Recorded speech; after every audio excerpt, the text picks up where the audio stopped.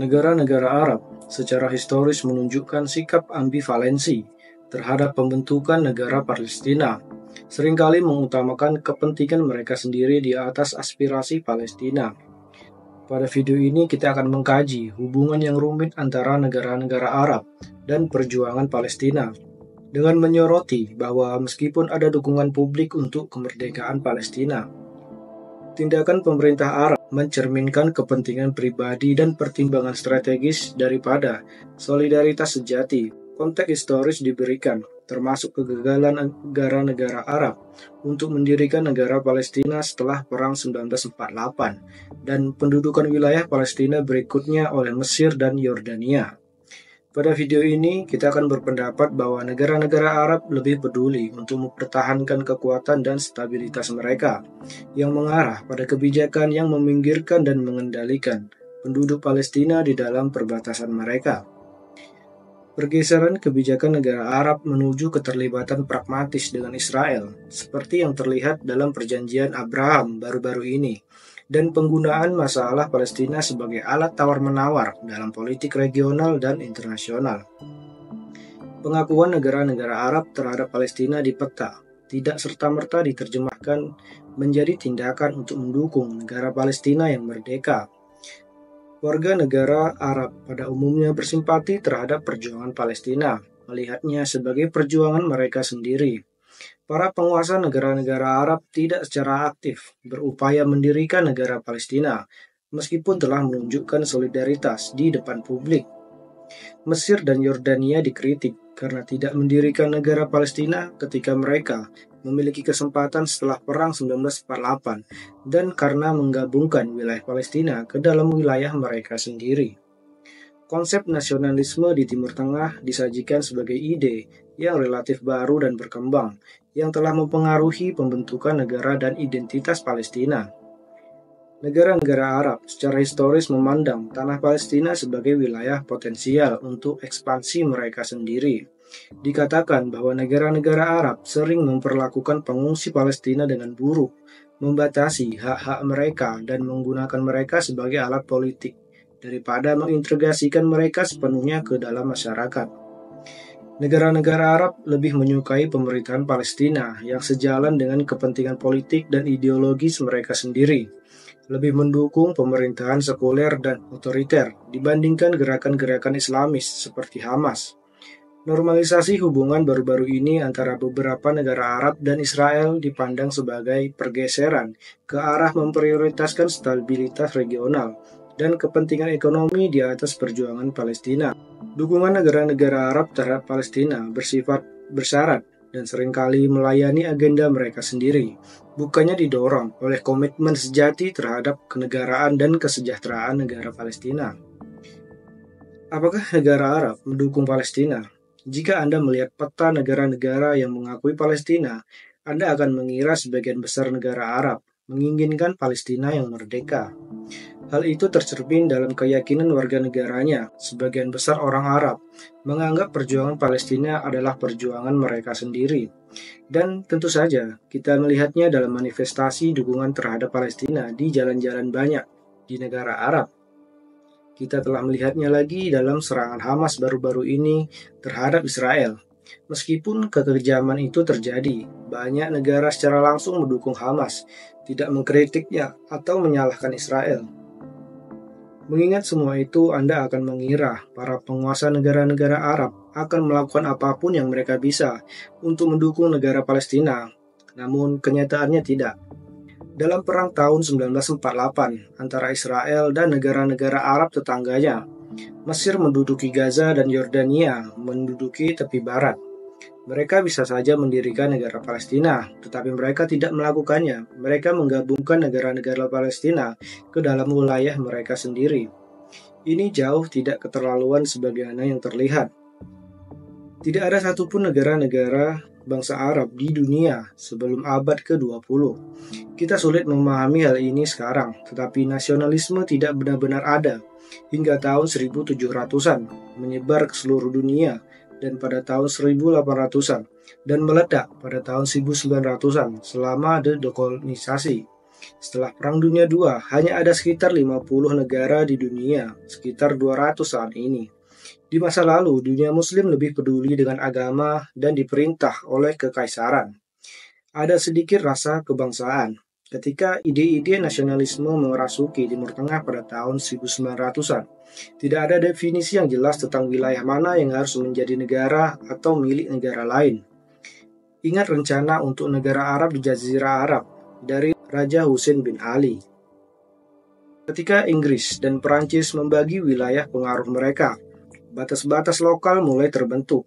Lebanon, Israel, dan Suriah, Yordania ada saat ini, bukan karena mereka berbeda secara mendasar, tapi karena mereka dipisahkan saat itu oleh garis Sykes-Picot. Latar belakang kolonial inilah yang menyebabkan banyak perbatasan ini masih lurus saat ini.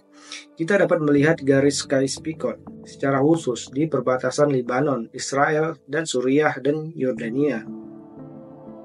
Faktanya, pada masa Ottoman, wilayah mereka tampak sangat berbeda. Di bawah kekuasaan Inggris, tidak ada Palestina seperti yang kita pahami saat ini. Yang ada adalah Mandatori Palestina, yang hanya merupakan zona administratif yang mereka putuskan untuk dipisahkan dari wilayah mereka yang lain. Jadi pada tahun 1948, ketika Mesir, Suriah, Lebanon, dan Yordania menyerang Israel, mereka sendiri hampir tidak menjadi negara dan mereka belum menjadi bangsa. Tentu saja tidak ada yang namanya negara Palestina. Ada wilayah Palestina yang sebelumnya dikenal sebagai Mandatori Palestina. Yang diketahui negara-negara ini adalah bahwa mereka tidak menginginkan negara Yahudi di sana. Ketika perang berakhir dengan batas-batas ini, Mesir tetap memegang Gaza dan Yordania tetap memegang tepi barat. Anda dapat yakin bahwa jika Suriah atau Lebanon telah melanggar batas wilayah mandat Palestina, mereka juga akan memegang tanah-tanah itu untuk diri mereka sendiri. Tidak ada yang namanya negara Palestina. Hal ini terus berlanjut pada tahun 1967. Periode 20 tahun antara tahun 1948 dan 1967 merupakan satu-satunya masa ketika negara-negara Arab merdeka memerintah wilayah tersebut. Hingga saat itu belum ada negara Palestina. Apakah wilayah-wilayah ini merupakan bagian tak terpisahkan dari Mesir dan Yordania? Tidak sepenuhnya. Ingat bahwa Mesir, mandat Palestina, dan Transjordania pernah menjadi wilayah terpisah selama 30 tahun di bawah kekuasaan Inggris. Namun hanya itu pengelolaan wilayah yang berbeda dari kekuatan kekaisaran. Perang 6 hari terjadi pada tahun 1967 dan Israel mengambil alih Gaza dan tepi barat, yang hingga saat ini telah diperintah oleh orang Arab di Mesir dan Yordania. Identitas Arab Palestina belum berkembang. Penduduk setempat belum tahu akan menjadi apa mereka nantinya. Namun mereka tahu siapa mereka sebenarnya, yaitu Yahudi. Inilah saatnya identitas nasional Palestina mulai terbentuk. Mereka adalah Muslim, mereka adalah orang Arab. Mereka telah diperintah oleh negara-negara Arab. Sekarang, orang-orang Yahudi menguasai wilayah tersebut, termasuk kota suci Yerusalem, dan mereka tidak menginginkannya. Niat Mesir saat itu serupa. Ingat bahwa Mesir belum lama menjadi negara merdeka, dan sebelumnya pernah menjadi bagian dari Kekaisaran Inggris dan Ottoman. Seperti Palestina, Mesir tidak terlalu tertarik untuk memperluas wilayahnya. Pada tahun 1956, Mesir memberikan kemerdekaannya kepada Sudan. Mesir lebih peduli untuk memastikan wilayah Muslim Arab dihuni dan diperintah oleh Muslim Arab, termasuk Gaza, daripada peduli untuk memerintahnya secara langsung. Gaza sulit diperintah dari Kairo, sulit dipertahankan di seberang semenanjung Sinai. Jadi dalam beberapa tahun Mesir menyerahkannya sebagai ganti Sinai, yang jauh lebih dekat dan lebih diperlukan sebagai penyangga pertahanan terhadap kekuatan Asia dan menandatangani perdamaian dengan Israel. Yordania mengalami proses mental yang sama.